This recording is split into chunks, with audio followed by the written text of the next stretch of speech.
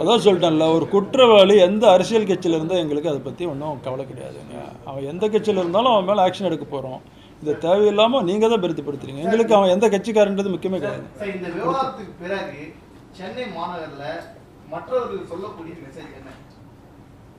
இதில் ஒன்று, காவல்துறையை நம்பி கரெக்டான டைமில் ஒரு நாள் டிலே ஆனால் கூட அந்த மாணவி நமக்கு கம்ப்ளைண்ட் கொடுத்தாங்க. அவங்க நம்பிக்கையை தக்க வைக்கிற மாதிரி நாம் நடவடிக்கை எடுத்திருக்கிறோம்.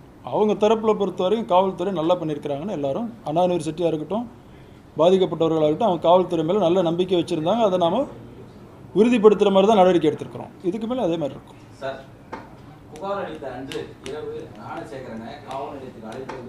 புகார் அளித்த அன்று நிறைய பேரை கூப்பிட்டு வந்தோம்.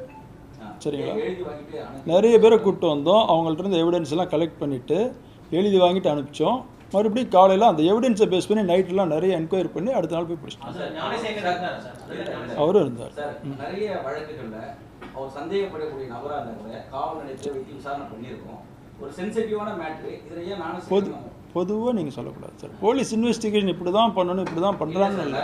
ஓகே, அடுத்து நெக்ஸ்ட். அதுதான் சார், அதான் அந்த ஐஓ முடிவு பண்ணுவார் சார். அவருக்குன்னு ஒரு இது இருக்குல்ல, டிஸ்கிரிப்ஷனு.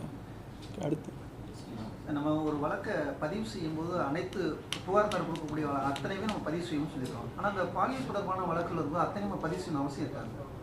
ஆமாம், கண்டிப்பாக புகார் எனி காக்னிசபிள் அஃபென்ஸ் காவல்துறைக்கு வந்து கொடுக்கும் பொழுது பதிவு பண்ணணுன்றது மேண்டேட் பண்ணி தான் ஆகணும்.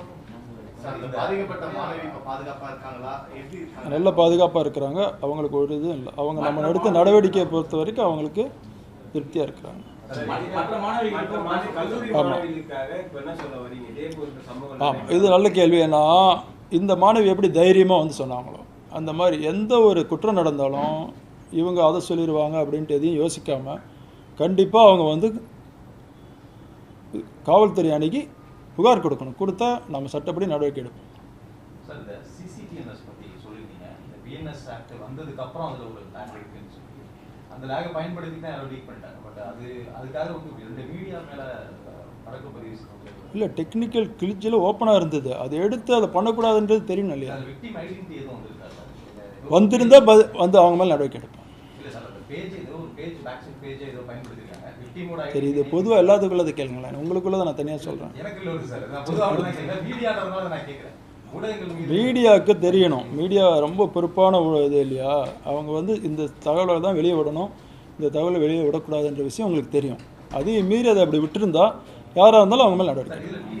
பொதுமக்களும் வந்து பார்க்குற அளவுக்கு சிசிடிஎன்எஸ் அதில் ஒரு தொய்வு இருக்குல்ல, ஏதோ ஒரு லேக் இருக்குல்ல, அது எடுக்கிற அளவுக்கு அதை நம்ம சரி பண்ணணும். அதுக்கு முன்னாடி பொதுமக்கள் பார்க்குற அளவுக்கு இருக்கும்போது அவங்க யாருக்கும் அவேர்னஸ் இருக்காது சார்.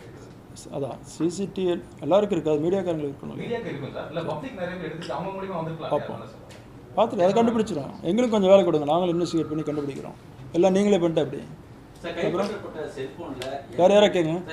எனி கொஷின் சொல்கிறேன், அது விசாரணை முடிவில் சொல்கிறேன். வேறு ஐடியா அது ரைட்டுங்க. தேங்க்யூ.